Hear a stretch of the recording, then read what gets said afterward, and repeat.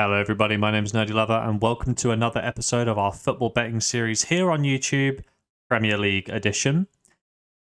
We have three selections for you for the upcoming weekend, the 15th and 16th of August. But before then, we're going to quickly recap our success story from last weekend. As you can see, we had three selections, and on the Saturday, Chelsea beats Wolves by 3-0, and Brighton also failed to beat Spurs, only losing by 1-0, but it was enough to see our bet pay out. That bet did yield £19.39 in profit. Arsenal played Liverpool in what I feel was the best game of the weekend. I sat through the entire game and thoroughly enjoyed it. Arsenal did come away 3-2 winners, and that did mean that both teams scored. We did get the short odds of 0.56, but it did pay out 11.20 profit. And the final game on the Sunday was Manchester United-Everton. Martial started off quite poor. Ronaldo was subbed on. He got the winner. Man United 2, Everton 1, and that did pay out at better than even money for a 21.20. So across our three bets, we have a 100% winning rate for that weekend. And we picked up 51.79. That does mean our Premier League total, we have £70.38 of profit, or 3.5 units.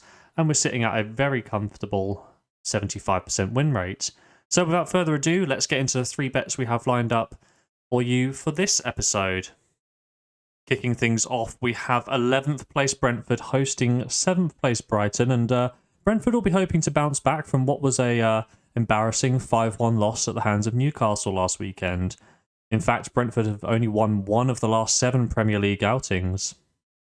Brighton, on the other hand, fought admirably against Spurs, and it did take a good bit of inspiration from Harry Kane's little flick on at the near post to beat them by 1-0.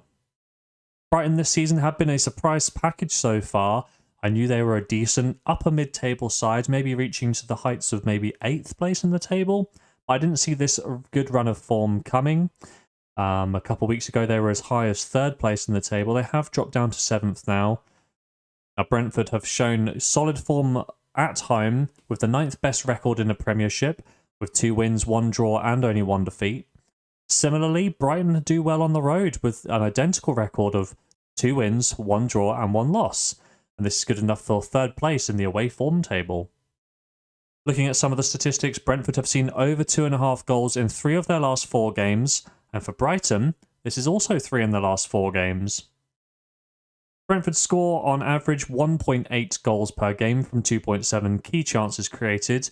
They do concede at a rate of nearly 2 goals per game with 1.9. The away side Brighton have a similar goals for tally in 1.8. This is from 3 chances created per game, so there's definite room for improvement on the goal scoring front for the Seagulls.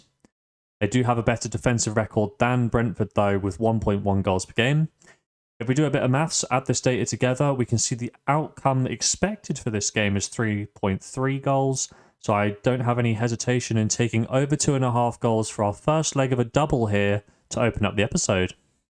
Our second featured game for this episode will complete our double as 18th place Wolves host bottom of the league Nottingham Forest.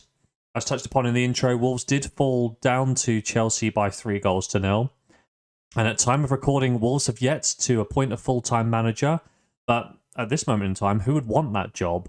Taking over a side with only 1 win so far this season, with a current form of 5 consecutive defeats, being outscored by 18-4 over this period. As Wolves are involved, I immediately think under 2.5 goals, and this has held true so far. They've scored a pitiful 0.3 goals per game from only 1.2 key chances created.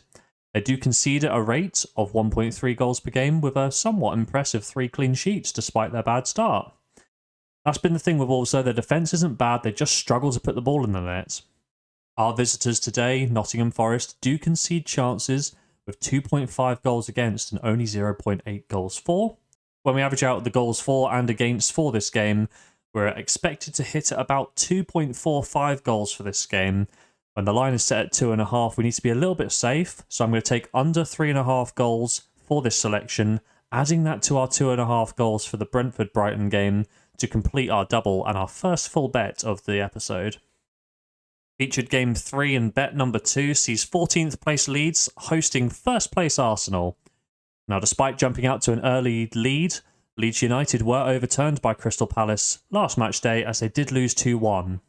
This means that Leeds do not have a win in their last 5 outings, and Arsenal will be flying high following their 3-2 victory against Liverpool.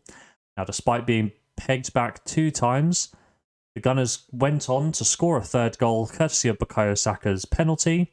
This does mean that the Gunners now have 4 wins in a row. They are unbeaten in over a month since their 3-1 loss to Manchester United. Now, Leeds are one of the better home sides in the division with a joint 7th best record. They are actually unbeaten with 2 wins, 2 draws and 0 losses at Elland Road. In fact, 8 of their 9 points so far this season has come at home. As for Arsenal, they're not only the league leaders, but they're one of the best away teams as well, with 3 wins, 0 draws and a single loss for a healthy 9 points. When we look at the head-to-head, Arsenal have won both of the games last year by margins of 4-1 and 2-1. And in fact, since Leeds returned to the big time, they have yet to beat Arsenal in 5 encounters, losing 4 of them. All good things must come to an end at some point, and whilst I don't think Arsenal will end the season top of the tree, I don't think their winning streak will come to an end here. I do like them to pick up a win on the road against Leeds and put an end to Leeds' unbeaten home streak. Bet number 4 is probably the biggest game of the match week and perhaps one of the biggest games of the season as 10th place Liverpool hosts 2nd place Manchester City. We've seen contrasting starts from both of these 2 title challengers. And as I stated in the last selection, Liverpool did lose 3-2 against Arsenal despite pegging the Gunners back twice. Liverpool are winless in their last 3 Premier League appearances, and I think they're almost out of the title race already. When we compare to last season, Liverpool are worse off in most major win predicting categories. Their goal output has remained roughly the same at about 2.5 goals per game. Creatively, they have seen a drop-off.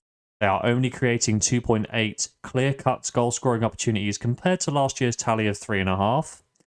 And when we're looking at the defence records, this is perhaps where we've seen the largest drop-off. Liverpool are averaging 1.5 goals against compared to last year's 0.7.